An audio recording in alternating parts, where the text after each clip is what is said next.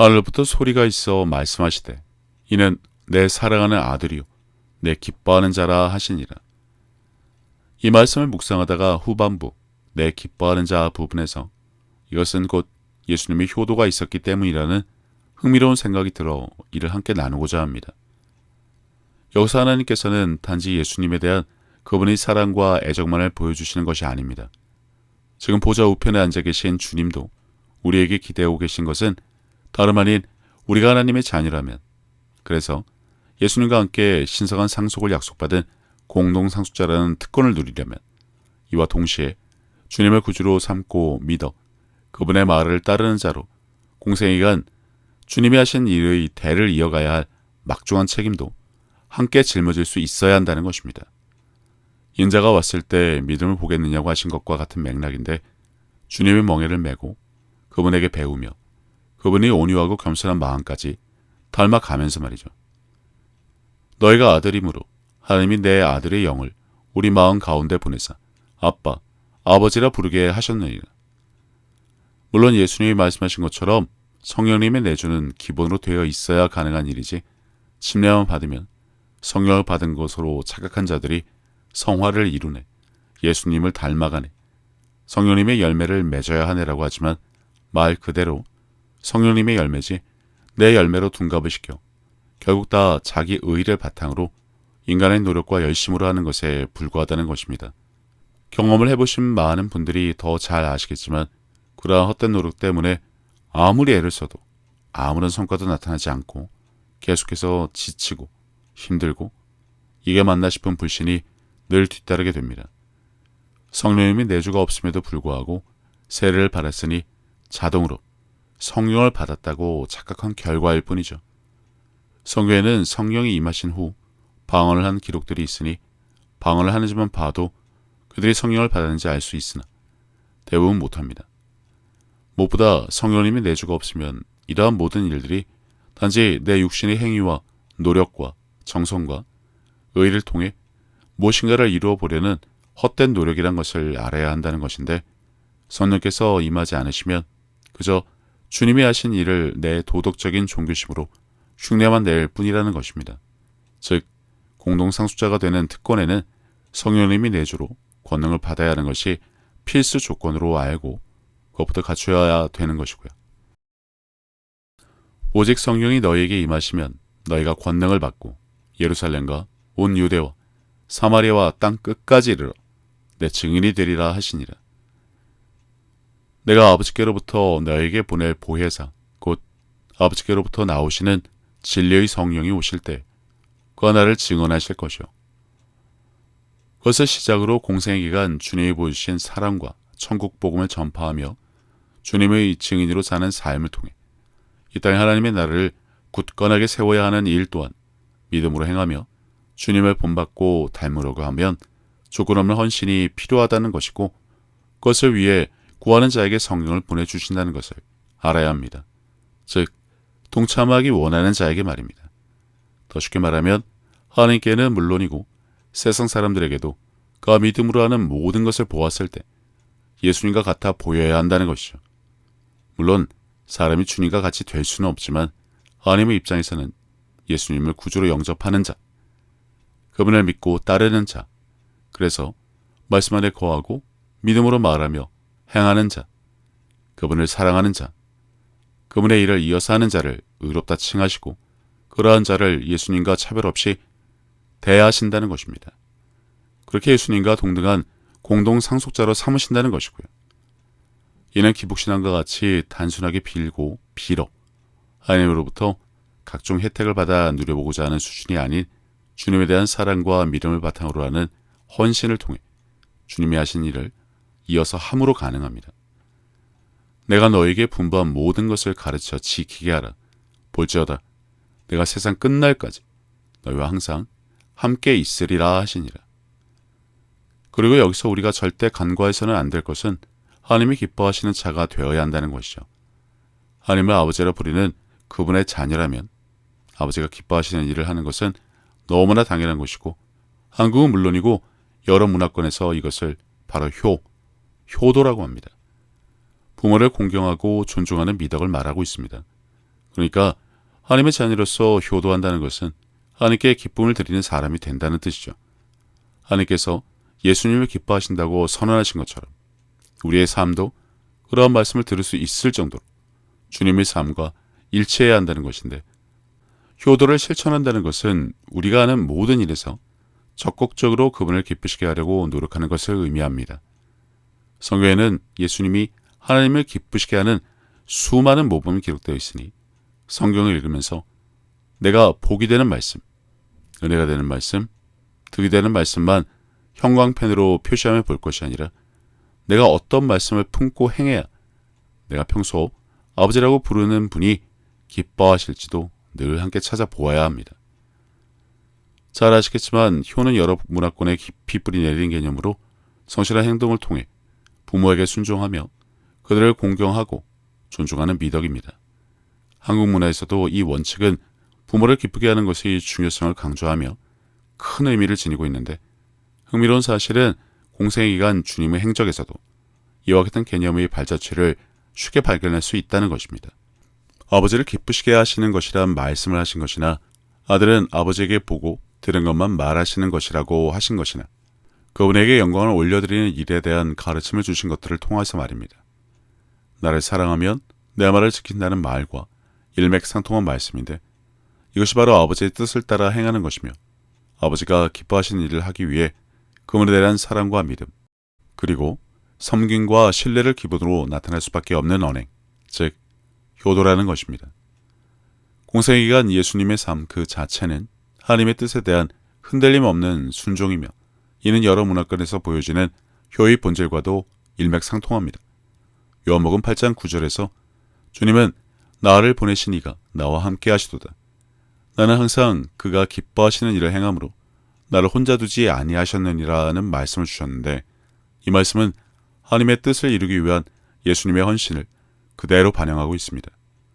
단편적인 예를 들자면 한국 문화에서도 효는 부모의 뜻에 순종하고 복종하는 행동을 통해 나타나듯이, 하나님의 뜻에 온전하게 복종하고 순종하신 예수님은 효의 가장 대표적인 모델이 되어주신 것입니다.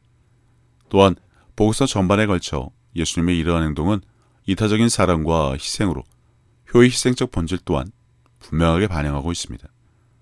요한복음 15장 13절에서 예수님은 사람이 친구를 위하여 목숨을 버리면 이보다 더 큰 사랑이 없다고 선포하셨는데, 예수님은 이와 같은 심오한 진리를 주신 것뿐만 아니라 궁극적으로 인류의 구원을 위해 십자가에서 목숨을 바치셨습니다.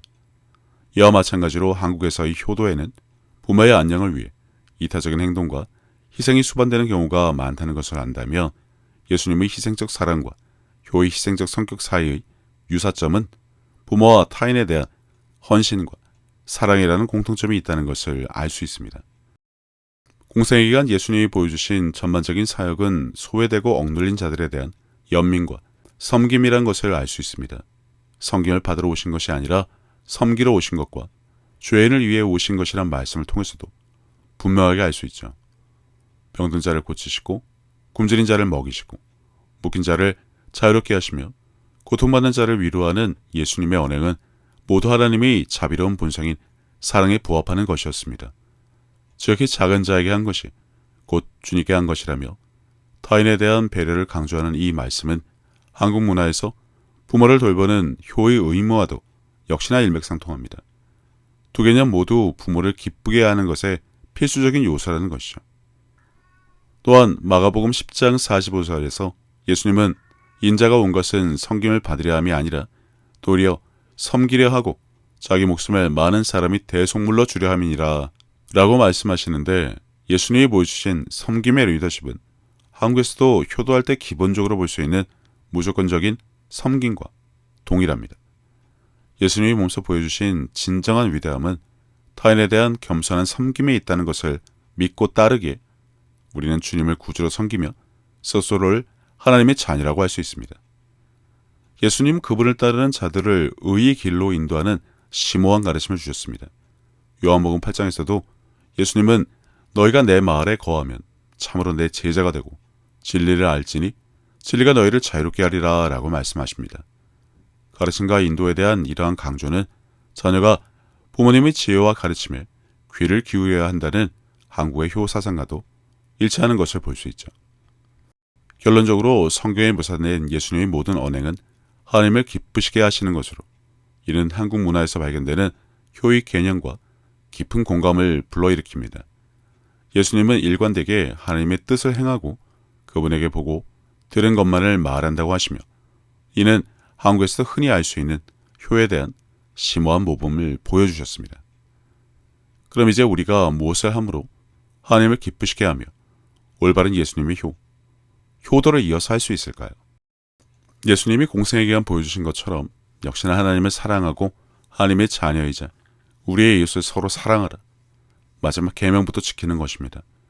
하나님을 기쁘시게 하고 그분의 자녀로서 효도하는 올바른 믿음의 행동이라고 할 수 있는 예는 바로 예수님이 공생에 기한 보여주신 모든 것을 행하는 것으로 도움이 필요한 우리의 이웃, 특히 병들고 취약하고 소외된 사람들을 찾아 하나님의 사랑으로 돕는 것입니다.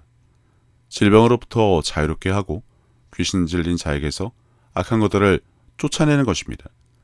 그 일에 동참을 하기 위해 구하는 자에게 성령을 보내주시고 그 이름을 사용할 수 있는 권리를 주시고 그러한 자로 하여금 예수 이름을 담고 있는 성전으로 삼으시겠다는 것이죠. 형제 사랑하기를 계속하고 손님 대접하기를 잊지 말라. 이로써 부지 중에 천사들을 대접한 이들이 있었느니라.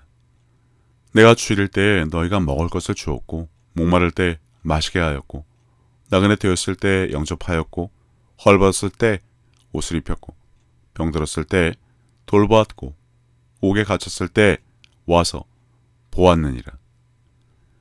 선한 사마리아인이 비유는 말할 것도 없이 이 두 가지 말씀에서 보자면 불우한 사람들을 도울 기회를 적극적으로 찾는 것은 하나님을 기쁘시게 하는 사랑과 믿음의 행동, 즉 효도를 하는 것입니다.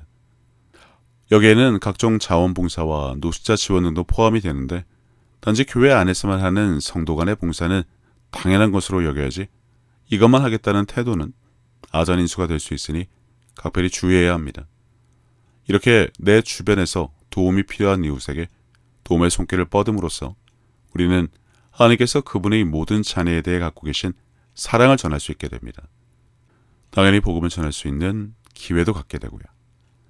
주님의 일을 하는 것과 하나님이 기뻐하시는 일을 하는 것은 결코 분리될 수 없게 하나님의 말씀에 대한 온전한 순종으로 그분이 기뻐하시는 자가 될 수 있던 예수님은 우리에게 무엇을 하면 되는지 분명한 청사진을 수많은 말씀을 통해 보여주셨습니다. 흔히 사람들은 하나님의 뜻이 무엇인지, 나를 지으신 목적이 무엇인지 엄한 고민들을 하던데 하나님이 기뻐하시는 일을 하면 됩니다. 곧 효도를 하라는 것이죠. 그분을 아버지라고 부르면서 그분의 일은 하지도 않는다면 이러한 어불성설도 없을 것이라 아버지라 부르는 분께 효도하는 것은 너무나 당연한 개념일 수밖에 없습니다. 다시 말하지만 주님은 공생의 기간 그 누구도 상상할 수 없는 일을 하셨고 지금도 그 일에 이어서 할 수 있는 자를 찾으시면서 그 일에 동참하기 원하는 자들에게 성령을 보내주시기로 약속까지 하셨습니다. 흔히 성령이 하시는 일은 우리를 도우시고 인도하시며 힘을 주시고 우리를 위해 기도하시고 내가 성화를 이룰 수 있도록 도우시고 내게 성령님의 열매가 맺혀지게 돕는 분 등 그 외에도 여러 가지가 있지만 대부분 내 삶을 돕기 위한 분으로 한정지으려는 이기적인 경향이 짙지 권능을 받아 땅 끝까지 복음을 전하는 사명, 즉 예수님의 일을 이어서 할 수 있게 오신 분으로 여기지는 않습니다. 성경을 보면서도 모든 관점을 하나님이 아닌 나에게 두면 나를 위해 무엇을 어떻게 해 주시겠다는 것인지 찾으려고나 하는 잘못을 범하는 가운데 이러한 이해를 가질 수밖에 없어 그분을 제안하고 나를 위한 은혜와 복을 위해 침례만 받으면 저절로 와주시는 분으로 착각할 수 있으니 극히 주의를 해야 합니다. 물론 이러한 잘못된 이해는 한국교회에 이미 완연하게 깔려 있어 잘 생각해야 하는데 왜 주님이 성령 모독은 사함을 받지 못하는 죄라고 분명하게 밝히셨는지도 분명하게 알아야 할 것이고요. 하나님의 아버지라 부르고 예수님을 주님으로 섬긴 자로 그분을 닮아가는 것은 너무나 당연한 일이지만 간혹 사람들은 마땅히 해야 할 일에서 벗어나 헛된 노력에 빠지곤 합니다. 될 수도 없지만 자신의 노력으로 성화를 이룬다고 한들 하나님 보시기에 기뻐하시지 않는 자가 된다면 이것보다 가성비 없는 일은 세상 천지에 없을 것입니다.